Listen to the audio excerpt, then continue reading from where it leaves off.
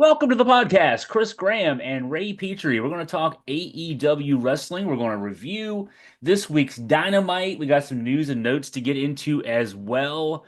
And Ray, this week's show, the rating was the total number of viewers up slightly. 594,000 was the average this week. I think it was 586 last week. What I will say, when I look at these numbers, and we'll talk more in depth about all this as we go through this podcast. Last week we had a big start, and then the numbers went dramatically down, especially in the last half hour. At least this week, the numbers were pretty consistent throughout. So even though the overall average is similar, AEW was able to keep the folks through. I wonder if that might have been in part. I mean, I like the main event of this show, Mariah May, Mina Shirakawa, and then the surprise ending.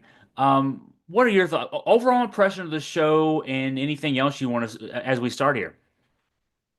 It was another good episode. I think, like last week, I think there was more good than there was bad. The matches were good. Um, you know, you have MJF on the show and he doesn't cut a promo. I think that's a missed opportunity on any episode of Dynamite. I mean, you finally have him back on the show and he has a 30-second run in. I mean, he took the time to fly to Kansas City. Why not have him use that time more meaningfully? But I mean, it was a good show. Like I said, more good than bad. One thing I like as well as I look at these ratings numbers, last week, because we talked about this at length, the numbers went down for the quarter hours with the women being profiled, being featured. This week, the 9:30 to 9:45, and then the 9:45 to 10 plus the runover were the final segments of the show in a sense. With Mercedes Moné, Anna Jay, the backstage angle in the main event, Mariah May, Mina Shirakawa, the Toni Storm post-match appearance, surprise appearance, and the numbers stayed pretty good there towards the end. Let's actually start with the conclusion. I'd like to start there just because there's so much going on here. Mariah May, Mina Shirakawa, and then the Toni Storm, surprise appearance. Your thoughts as to how this played out? I think we're both big fans of Mariah May. I'm a huge fan of her as a heel. She's a really good heel. Your thoughts as how this played out? I haven't been very happy with the Mina Shirakawa Mariah May feud over the last month because it was very hastily thrown together. I think they needed a little longer back together before they imploded this, although it was inevitable. The match was good though. Mina Shirakawa is a good worker, and Mariah May has proven over the last few months that she is a world championship caliber wrestler, both in the ring and on a microphone. I enjoyed the match a lot, and I really love the ending. I think this is a perfect way to bring back Toni Storm. I mean, she's not in the same timeless Toni Storm persona that she was before. It creates some intrigues, it raises some questions. Um, and she got a really exciting reaction from the crowd. It just goes to show the connection she's had with AEW in the audience.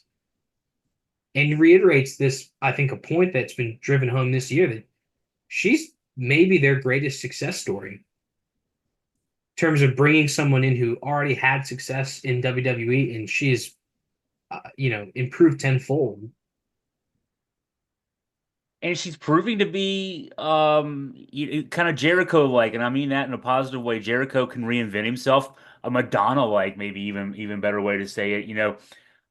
Toni Storm. So Toni Storm's appearance as the previous version of Toni Storm, where she's coming out to her previous entrance song. She's not the timeless character. It reminds me of what Jim Cornette has always said about the approach that promoters would have back in the territory era. Go somewhere else for a while, learn a new hold, come back, and we'll repackage you. You can't we can't miss you if you don't go away. So Toni Storm hadn't been on AEW programming since the pay-per-view in London. So we're talking about just about 4 months. She even, teased, obviously in a working way, and we knew kind of at the time that it was a work, but she teased the possibility of retirement from pro wrestling. Um, And then she makes this appearance, and I love the fact, at least I didn't see any buzz about Toni Storm making a surprise appearance here at the end of this show. So, um, it caught us by surprise. It was a great way to end the Winter is Coming show. And yeah, we get and nothing happened. I mean, she came out, she stood there. We don't know what the next step is going to be here. So it makes us want more, and that's what wrestling's supposed to do. Yeah, if she's able to translate the confidence that she's found on the microphone from that timeless Tony Storm gimmick over the last 16 months into her previous incarnation, she really could become the defining babyface of this division. And they desperately need one because they have a lot of great heels. They have a lot of young baby faces, but none of them are um, traditional white meat baby faces that can compete at a championship caliber level, maybe other than Jamie Hayter, although she's kind of in a different mold than what I'm talking about. I think this is great. And like you said, there was no rumors, the dirt sheets didn't catch wind of this. I mean, I guess at the end of this match, it seemed like a logical conclusion, but it certainly wasn't something we were expecting. It's odd. I like to keep up with what's going on. I like to know what's going to happen sometimes before it's going to happen, but I like it even better when I don't know what's going to happen before it happens. Um, let's stay on Tony Storm for just a moment. Now we're hearing that there's some backstage upset over the fact that Tony Storm's return match. We're recording this, of course, on Friday as we normally do. Her return match will air tonight on Rampage. It would have been taped on Wednesday night. I guess I guess the people who are upset about this backstage are maybe making the point nobody watches Rampage. Why are you bringing her back there? I, my opinion on this, Ray, and I want to get your thoughts. I guess I'll give mine first this time. Is We gotta have reason for people to want to watch Rampage. They sell ads there too. WBD wants people watching Rampage, and too much the last several months or longer. Tony Khan seems to have treated Rampage like he treated the old YouTube shows as, showcases for talents who don't get exposure much on either Dynamite or Collision. And we'll put them out there, and they get to wrestle in front of the live crowd at the house show, and then, if people watch on TV, even better. I don't know. I don't understand the upset here. People should they AEW talents should want people watching Rampage. I know it's a lame duck show, but still, they should want people watching these shows. If the rumor and innuendo is to be taken at face value, it sounds like Rampage is only weeks away from being Yeah. axed. I don't know if that's officially been announced by AEW, but that's what the rumor is. So yeah, we have a few shows left. I understand the idea that why would you put her in a match against? I mean, Harley Cameron's been featured on Collision and Rampage a lot, and is improving. Just dramatically improved over the last 6 months. But I understand why would you want to bring her back in a match without addressing what she's been doing in her absence, why she's inexplicably changed her entire persona. Maybe it'd be better suited to have a promo in her return before a match. But like you said, you have to get people to want to watch Rampage. And, maybe AEW is huffing their own fumes, but we're to believe that Toni Storm is one of the few draws in the women's division will actually get people to tune into wrestling, right? So you put her in a match, she's a great worker, maybe it'll get people to tune in. Sound reasoning. You know, uh, this is kind of the inherent thing with having so many shows is that you want everything important to be on Dynamite, but it can't all be on Dynamite. So, what do you do?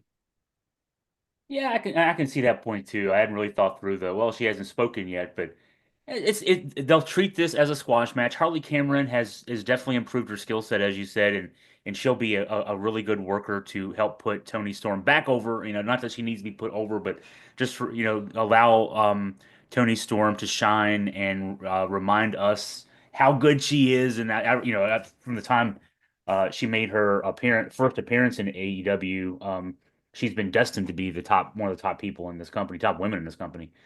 Let's actually stay away from the Dynamite review for one more sort of news segment here, and this is something that popped up after we recorded last week. But Ray, the Ray Fenix news is the latest with him, I guess. As we know, he's been rumored to go along with Penta El Zero Miedo to be headed to WWE. This has been in the works, at least from the backstage perspective, for a good bit of time. But Ray Fenix, having missed a good bit of time in AEW due to injury, um, wrestling promoters, Vince McMahon did this a lot in his WWE days. Tony Khan has not done it as much in AEW, but wrestling promoters have traditionally said, okay, you have injury time, we're going to tack that on the end of your contract and make you serve that time out, essentially. Um, and Now, so that's what's happening with Ray Fenix, and that's what's delaying his imminent debut in WWE. Now, it's emerging through Ray Fenix himself that some issues regarding how he's been treated from the health perspective. Go give us more into that part of it, Ray. And man, this is not a good look on Tony Khan. No, I guess rumor circulated, I believe earlier this week or maybe last weekend that AEW, or I guess Ray Phoenix requested medical assistance. AEW did not give him the proper medical uh, assistance he needed. Um, Now, too, I mean, there's no information with any kind of specificity into what that problem was. I mean, maybe it was when he broke his arm. Maybe it was after that. It's hard to tell. Um, Ray Phoenix retweeted those reports, and has basically levied. I mean, he hasn't outright said it's AEW. I suppose maybe you could say maybe it's AAA, but all signs point to it. Him referring to AEW and then performing some kind of medical malpractice. Um, and this isn't the first time we've heard this. CM Punk has levied these kind of criticisms at AEW in the past. Um, we hear a lot, especially during the CM Punk saga, that a lot of these wrestlers are signed to NDAs. They can't exactly speak publicly about what's going on behind the scenes in the company. Is it possible that that has a lot to do with Ray Phoenix's kind of the vague nature of his comments? Sure. He probably can't say exactly what's going on, why he is unhappy with the company. It's unfortunate because I think a lot of us all thought that this was solely because of the injury time being tacked on to the end of his deal, him wanting to leave and Tony Khan not allowing him to, which is certainly an issue in and of itself. But um, if there's more to this than just that in terms of how he's been treated by the company, that's it just adds another layer to this that's unfortunate. I have never gotten this part of the wrestling business, the contract part, where on the one hand the companies treat they don't treat them as employees, they treat them as independent contractors, but yet they're signed to contracts, they're told when to show up. Their dates are booked. They can't book other dates around those dates, so they're not independent. I'm an independent contractor. If I want to, back in my days when I was working ESPN Plus broadcasting. If they said, Chris, can you work this game? Yes, I can, or no, I can't. If AEW says, Ray Phoenix, you're due to wrestle on Dynamite next week, you better be there. Um, and the other part I don't get and I've never liked is the tacking time on at the end of contracts, because what happens there is, I mean, I've heard this story directly when Dax Harwood had his really good but short-lived podcast. It was last year, I think it was. He went into detail about WWE and how they treated FTR on their way out when they were the Revival on their way out the door. And essentially, they had already met their downside guarantee for the year, but WWE tacked some time on for Dax having an injury. And so they effectively couldn't work for something like 9 months. But they weren't getting any more money. They had met their downside guarantee. So, okay, we're going to enforce a contract against contract employees. And we're not going to pay you, but you can't go work anywhere else. This seems to me to be the easiest thing for some litigator to go out and figure out. It seems like something perhaps that I mean, if Congress has a lot of big things to work with, but at the federal level, if we could get somebody there to pass some legislation, this is, this is just horrible the way the wrestling business works in this respect.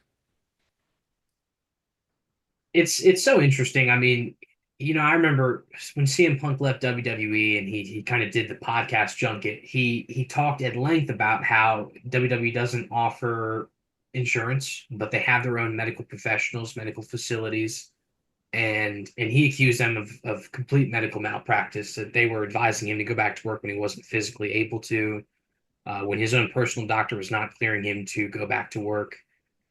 And here we are in AEW where you're offered insurance, from my understanding, which was a big selling point of the company, is that insurance was offered, very good insurance. But then you have CM Punk making, less than stellar statements about how the wrestlers don't receive um, medical attention from AEW, how they don't have the same facilities that the Jacksonville Jaguars do, how there's no timetable for rehab and expectations put on the wrestlers. There's no guidance from AEW. Seems like you can't really have your cake and eat it too. I know there's a lot of middle ground between medical malpractice and having in-house facilities and resources and procedures for wrestlers. But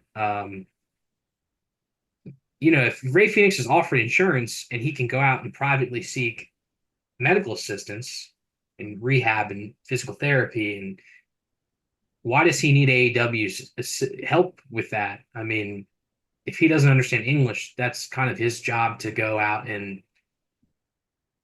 find someone who can help him navigate these,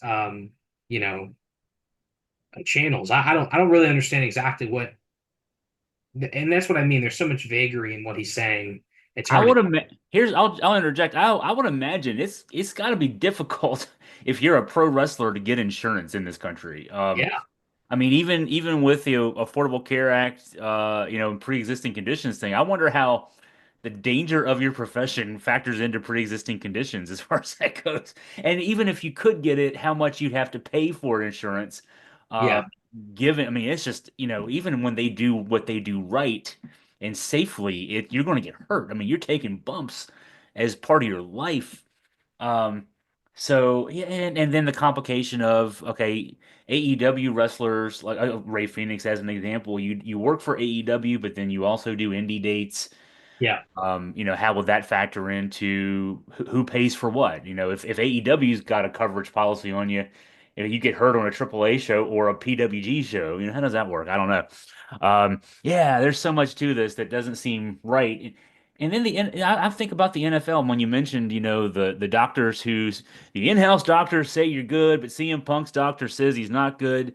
The NFL got in trouble for many times over the years for their doctors saying, yes, put a Band-Aid on it. He's good. Get him out there to play.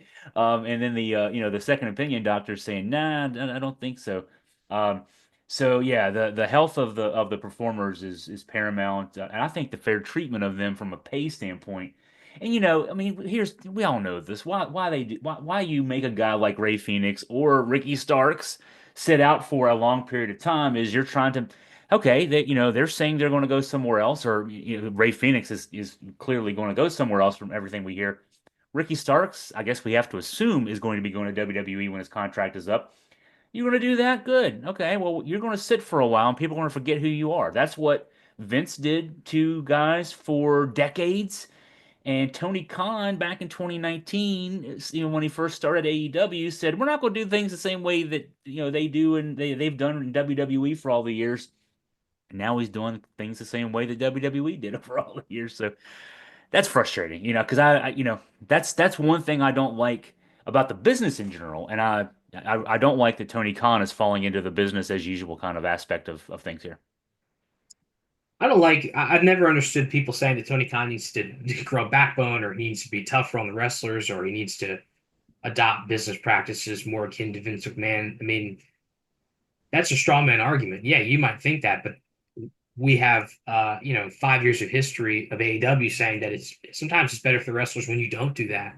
So it just seems like a straw man argument to me. All of a sudden, you need to adopt more of a tough skin and be harsher, be more strict with the wrestlers. when this company started, the idea was best intentions for good business. Yeah. And regardless of what has happened between Ray Phoenix and AEW, I don't appreciate AEW saying, "Oh, we're going to tack on injury time to your contract so you can't debut." Whether he debuts tomorrow or 6 months or a year from now, WWE is going to take time to introduce these people to their audience because, unfortunately, like you just said, 590,000 people have been watching AEW. Over a million or sometimes over 2 million people watch WWE. They're not all watching AEW. They don't all know who the Lucha Brothers are. So they're going to have to invest time and, put some equity into them anyways as a team before they become a household name. I don't really understand the practice there. I mean, yeah, the pop initially might be a little quieter, but it's going to take time for them to become, have an identifiable brand in the WWE anyways. And they'll probably have to go up and go to NXT for a while to learn how WWE wants to use them. Absolutely. They certainly know how to work the TV matches, facing the right way and that kind of thing. So that's not going to be a necessity. But yeah, working the WWE style is going to be something that'll take a little bit of time. So yeah, that's gonna happen as WWE does with lots of its performers. All right, let's get back to Dynamite. This week's show started with um. something that I know Ray Petree would not like. As soon as this match was the first match on the show, I'm like, yeah, I know what this review is going to start with. A tag team match with it. It was definitely a forced tag team match. People who aren't normally, well, I guess Moxley and Pac are normally they're in the same faction, but they're not normally tag team partners. And Right. those two going up against Jay White and Orange Cassidy, definitely guys who are a makeshift tag team. For that. Maybe because I paid more attention to this match, I was finishing a Peloton ride, and so I had nothing else to do but stare straight at the screen for the 20 minutes. It was it was laid out like an actual tag team match from the 80s or 90s. And given that we're talking about Orange Cassidy and John Moxley being involved, there was a brawl to start it. The bell finally rings. The baby faces had the advantage at the beginning. That's how it's supposed to go. Then the heels take over. There's a tag. Heels take over again. Hot tag, and then we have a conclusion. I mean, the formula was a formulaic match, but there's guys involved that the individual guys have different issues with each other, and then of course it sets up something even more that we kind of saw coming. I guess the predictability of it is one definite place we can go and say with criticism. But you had some more criticisms. Go into detail. I guess before I get into it, what were the quarter hours? Oh, Begin second and the third quarter hour, I guess. okay. So this one was the highest of the show as normal, 675,000. The match spilled over into quarter hour two, 633, and then quarter hour three, 619.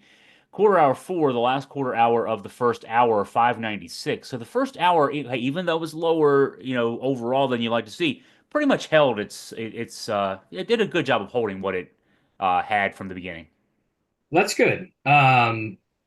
Yeah, I mean, we talked about this last week. I don't know how effective it is to open with a match, but what I will say is, to your point, this was a good match with very simple psychology, very simple story told for the fans to digest, and more importantly, it's a match that plays into the main event of the next pay-per-view. So from that vantage point, I guess it was a smart move. You're putting the most important aspect of the show right up front. Um, and I didn't mind the ending necessarily. I mean, Hangman coming in and the match ended in a no contest. It was good. It put all the major players right there at the forefront. Um, I don't know. I go back to, they lost, I guess, 40,000 people in that first quarter hour, which isn't terrible, but it's not great either. Um, It's a 6% drop. You start with a lower number, so it's sure. only a 6% drop, and then they lost 2% for the next quarter hour.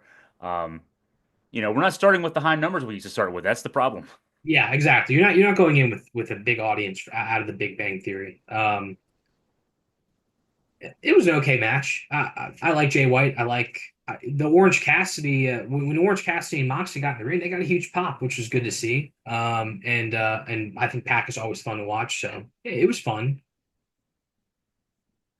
I'm just looking at, I'm bringing up on another window here, WrestleNomics numbers for Raw, just for comparison. Raw started with 1.43 million, lost 5% in its first quarter hour down to 1.365. So they lost 70,000, but they had a higher number to start with.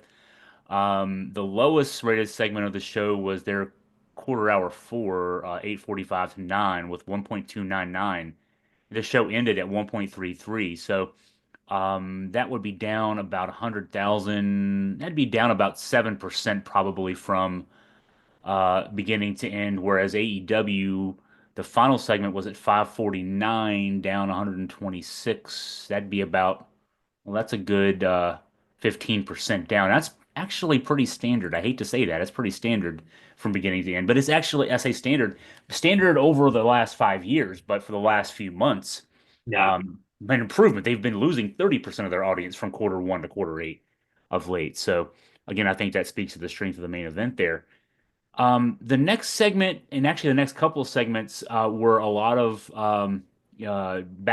backstage promos, live promos, that kind of thing. Then we get to the Claudio Castagnoli Will Ospreay match. Just on paper, this match is going to get your attention. Yeah. Uh, how did you think this one went? It's a great match. A great television match. I mean, these guys could have done a lot more. They wrestled. It was very reserved. They didn't throw everything out on the table. Reserved for a Will Ospreay match, I should say. Yeah. They didn't use every weapon in their arsenal. It was good. The psychology was good. Claudio is so much stronger than, even though he's a big guy, he's so much stronger than his size would suggest. And Ospreay is so much quicker than his size would suggest. They're not really that far apart, physically. They don't look that different.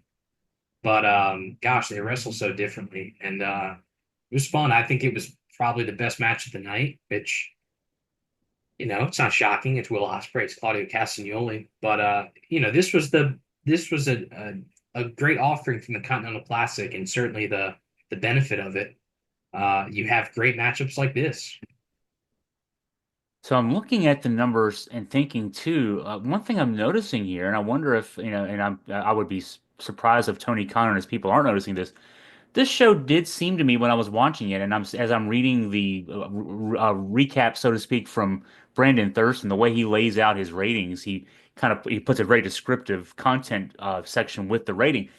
The segments with a lot of talking backstage and live in ring, those segments did well. I think maybe a lesson there. You talked Ray about how, obviously we both love AEW for the in-ring action, but a lot of fans do want to see things set up better. And this next segment after the Claudio Will Ospreay match, we had a post match with Darby Allin. We had Ricochet backstage where he continues to hint that he's getting ready to join the Hurt Syndicate, showing some personality in a way. We had the MJF angle. We had Matt Cardona backstage. We had a backstage angle with Kyle O'Reilly and Undisputed Kingdom leading into the Kyle O'Reilly Adam Cole match. Um, so yeah, I mean, maybe that's either a sign that they're saying, yeah, we need to do more of this backstage and build story stuff, or it was just an accident and they stumbled into something good there. A lot of the segments this week were short, very digestible. And I think that it's not shocking. We live in a culture where TikTok, Instagram Reels, Facebook Shorts, YouTube Shorts, all those things are really popular for the simple fact that people's attention spans not the best. They like things that are easily digestible, that are simple to understand, that are short and concise. Um, we don't live in a world where you can have Jim Ross sit down with Stone Cold Steve Austin and The Rock for a few minutes.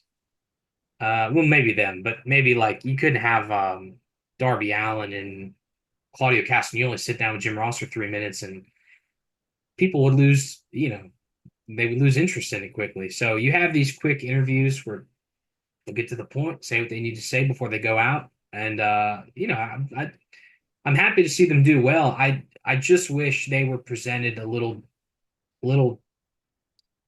more uniquely. I'm not thrilled at seeing backstage interviews in front of like you know, carrying cases and things like that, and televisions, and it's very WWE-esque. Um, I don't know if that's necessarily a good thing.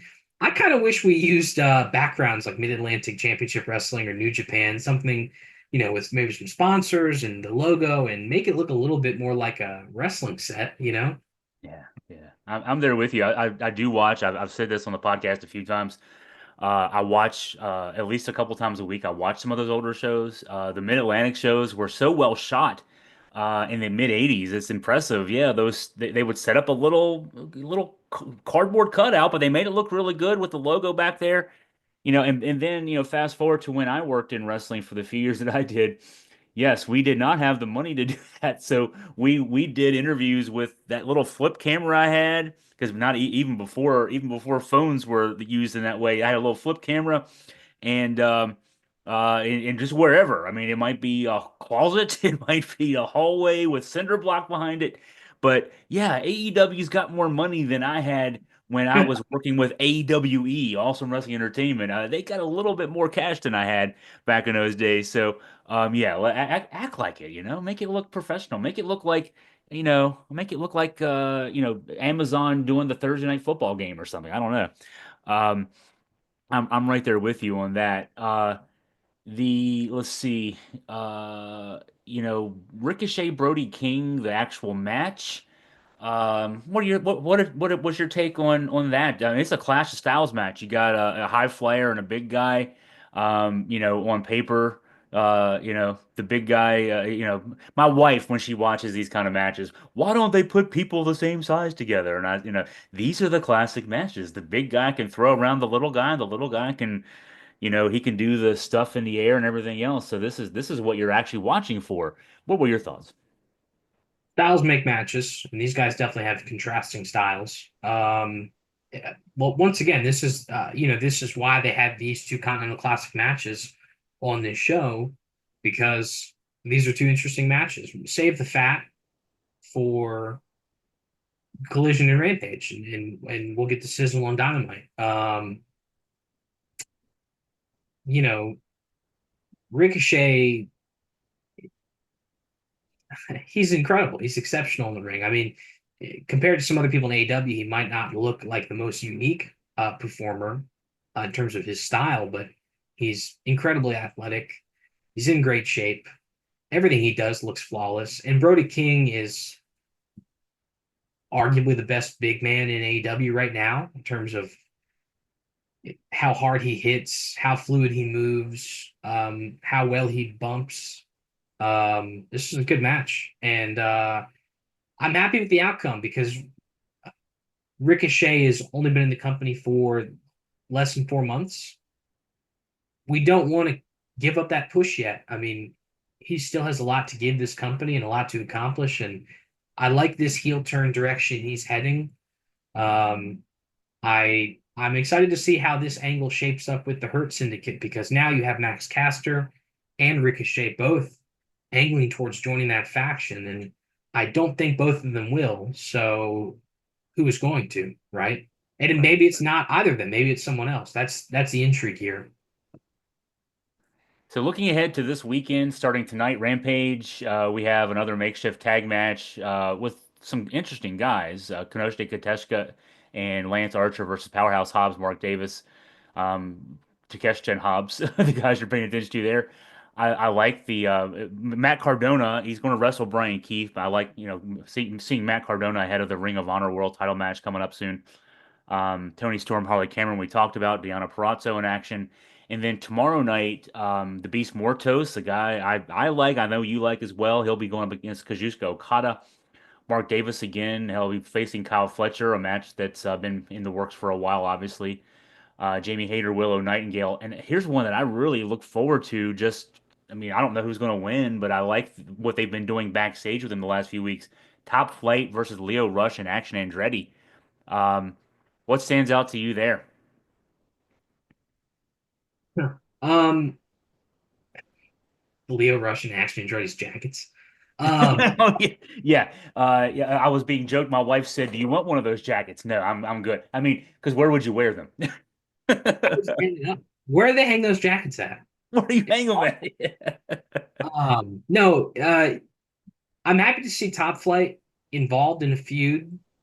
Um, that is interesting, and Leo Rush has that ability to make something interesting. And I tell you what, I didn't write about it in the review, and I should have. I love that Top Flight segment. Isaiah Cassidy on the microphone is become endlessly entertaining. Um, he has learned so much from Matt Hardy. He reminds me so much of a young Matt Hardy, and he's just a natural. I mean, there's no inhibition in anything he says. He says everything with his chest out and as honestly and earnestly as he can. They're hilarious. This was great, and I'm excited for this match. I love watching Top Flight. I don't really care about Action Andretti, but that's fine. He's in the match, and I love Leo Rush, and I hope I want all three of these guys to continue being on television. Um, last week Okada took the loss to Kyle Fletcher. Um, is there a world where Kyle Fletcher finishes this tournament? Has he lost yet? Anyways, does he win out in the tournament? I guess is my question. Does he continue to win? And I don't think he's lost yet. Yeah, I think he's actually they were touting on Dynamite this week that if he wins one more match, he's clinched that division. wow, yeah, I mean, and Mark Briscoe, that could be a toss-up because Mark Briscoe, obviously just coming off the Ring of Honor World Championship, but Kyle Fletcher, they've just made him look like a galaxy devouring monster. The guy just looks so great, and I see why Will Ospreay put him over. Obviously, they had big plans for Fletcher, and he just looks more and more convincing as a main eventer, as a top guy in this company. Yeah, it should be a good couple of shows, and there won't be really any main competition for either from college football because college football, at least for the next couple of weeks, will be very quiet. The Army Navy game will have been over by Saturday night at 8 o'clock, and so nothing tonight in terms of conference championships or anything else for Rampage can be with. So no excuses. We'll just say it that way. No excuses for this weekend, and actually two good. It looks like to me two good cards. So folks have good reason to tune in. Well, Ray, I think that wraps us up. Good podcast, good thorough coverage of AEW. Thank you for that. And of course, always for our listeners, viewers out there, you can check out Ray's columns and reviews on the AFP page under Pro Wrestling. And we'll have a link to that both on the podcast feed and the YouTube feed, depending on where you see us. Hey, Ray, man, as always, thanks for your time, your insight. Thank you so much, Chris.